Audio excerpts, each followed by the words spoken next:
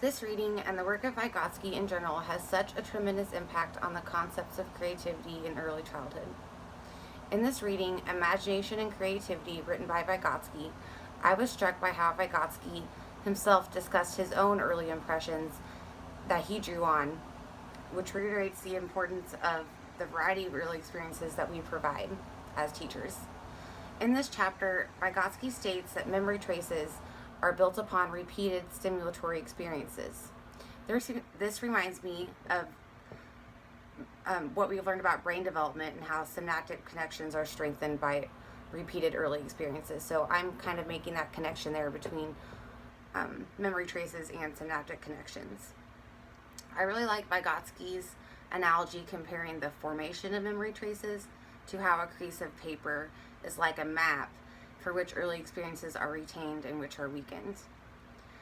I like how he stressed that creativity is part of nearly every concept and every pursuit, every thought, and for every person, and is not left just to a few people who are regarded as geniuses.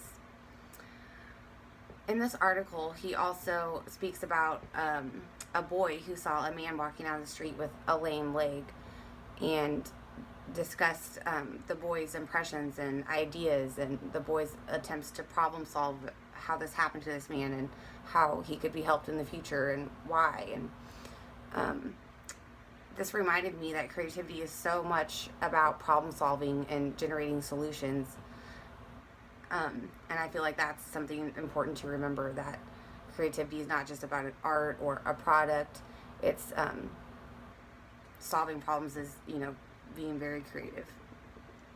Vygotsky says that the richer the experiences we provide, the richer the imagination will be, which just again stresses how important these early experiences are in creativity and how as teachers we must be intentional in promoting creativity in our students.